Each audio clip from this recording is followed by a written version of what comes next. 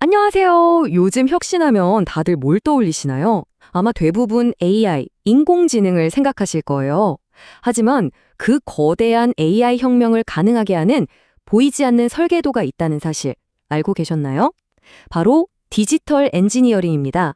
오늘 이 새로운 시대의 핵심 설계도를 함께 파헤쳐 보겠습니다. 자, 그럼 본격적으로 시작해 볼까요? 제가 좀 과감한 선언을 하나 하려고 하는데요. 우리가 지난 수년간 귀에 못이 박히도록 들어온 그 말, 디지털 전환의 시대는요, 이제 끝났습니다. 공식적으로 막을 내렸어요. 그리고 그 빈자리를 완전히 새로운 시대가 채우고 있습니다.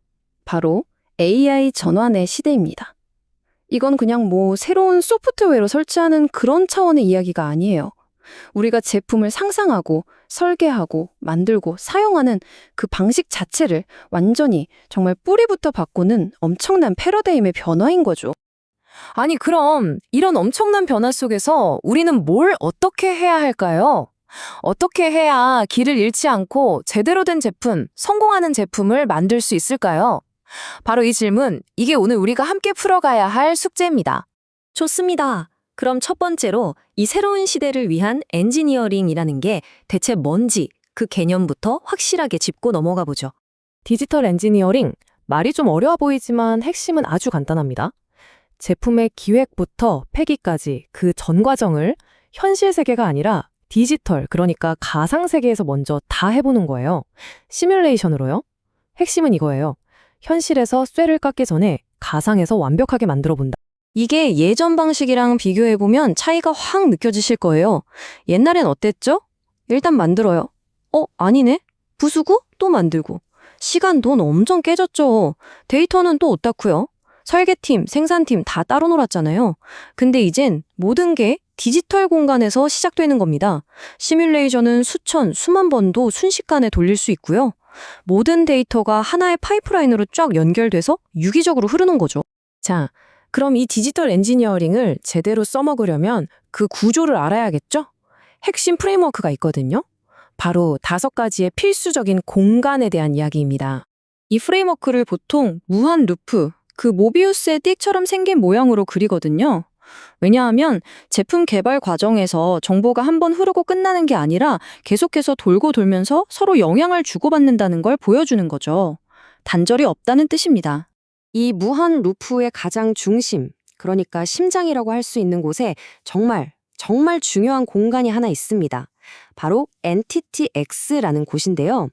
여긴 기술에 대한 이야기가 아니에요. 이 제품의 진짜 본질, 그러니까 왜 만드는지에 대한 바로 사람에 대한 이야기로 가득 찬 공간입니다. 엔티티 X에는요, 이 제품이 도대체 왜 필요한가, 사용자들은 뭘 원하는가, 어떤 스펙과 안전기준을 지켜야 하는가 같은 말 그대로 제품의 영혼에 해당하는 모든 게 담겨 있어요. 사실 이게 우리나라 기업들이 좀 소홀히 했던 부분이기도 하거든요. 당장 생산에 필요한 게 아니니까요. 하지만 길게 보면 비즈니스가 살아남느냐 죽느냐를 결정하는 가장 중요한 부분입니다. 그리고 이 엔티티 X를 중심으로 나머지 4개의 공간이 쭉 둘러싸고 있습니다. 하나씩 간단히 볼까요? 디지털 트윈은 현실 제품이랑 똑같은 쌍둥이를 가상 공간에 만든 거고요. 소프트웨어 디파인드는 제품의 뇌랑 신경망을 코드로 구현하는 사이버 공간이에요. 피지컬 트윈은 간단하죠? 우리가 실제로 만지는 바로 그 제품. 마지막으로 PLM은 이 모든 정보가 차곡차곡 쌓이고 관리되는 거대한 디지털 도서관이라고 생각하시면 됩니다. 소프트웨어 디파인드라는 말이 좀 낯설게 들리실 수 있는데 그냥 테슬라 생각하시면 딱 맞아요. 차는 한번 샀는데 소프트웨어 업데이트만으로 막 새로운 기능이 생기고 그걸 또 돈 주고 사잖아요. 이게 바로 물리적인 제품이 코드를 통해서 계속 진화하는 소프트웨어 디파인드의 가장 완벽한 예시죠. 자, 그런데 이 5개의 공간이 그냥 따로따로 있으면 아무 소용 없겠죠? 마치 우리 몸의 장기들처럼요. 이들을 하나의 살아있는 유기체로 만들어주는 아주 결정적인 연결고리, 바로 혈관이 필요합니다. 아니, 그럼 이 5공간이 대체 어떻게 서로 대화를 한다는 걸까요? 어떻게 정보를 주고받을까요? 이들을 묶어주는 그 비밀의 끈은 과연 뭘까요? 그게 바로 디지털 스레드입니다. 원문에서는 이걸 디지털 엔지니어링의 꽃이라고까지 표현하더라고요. 그만큼 가장 중요하고 핵심적인 자산이라는 뜻이겠죠. 디지털 스레드가 뭐냐? 한마디로 이 모든 공간을 실시간으로 그리고 양방향으로 연결하는 소통 채널이에요. 근데 여기서 진짜 중요한 포인트가 있어요. 단순한 데이터만 흐르는 게 아니라 지식이 함께 흐른다는 겁니다. 이게 무슨 말이냐면 현재 온도 25도라는 데이터만 가는 게 아니라 왜 25도가 최적의 온도인지에 대한 그 배경, 맥락, 의도까지 같이 전달된다는 거죠. 엄청난 차이죠. 이것 덕분에 과거의 고질적인 문제였던 데이터 사일로가 해결되는 겁니다. 예전에는 설계팀, 시뮬레이션팀, 생산팀 데이터가 다 따로따로 섬처럼 있었잖아요. 정보는 금방 옛날게 되고 서로 안 맞고 난리도 아니었죠. 하지만 디지털 스레드는 이 섬들을 잇는 튼튼한 다리를 놔주는 거예요. 그래서 한 곳에서 뭔가 바뀌면 관련된 모든 곳에 실시간으로 쫙 반영되는 단 하나의 진실이 만들어지는 겁니다. 그러니까 결론은 이겁니다. 만약 이 디지털 스레드라는 강력한 연결고리가 없다면 우리가 그렇게 대단하다고 말하는 디지털 트윈조차도 그냥 모래 위에 지은 성, 사상 누각에 불과하게 된다는 겁니다. 언제 무너질지 모르는 거죠. 자, 그런데 이렇게 듣기만 하면 정말 완벽한 개념 같잖아요. 하지만 현실은 또 그렇게 만만치가 않습니다. 이걸 실제로 구현하려면 어떤 어려움들이 있는지 현실적인 문제들을 한번 짚어보죠. 일단 돈이 많이 들고 복잡하죠. 특히 앞에서 계속 강조했던 그 디지털 스레드를 구현하는 거, 이게 기술적으로 정말 어렵습니다.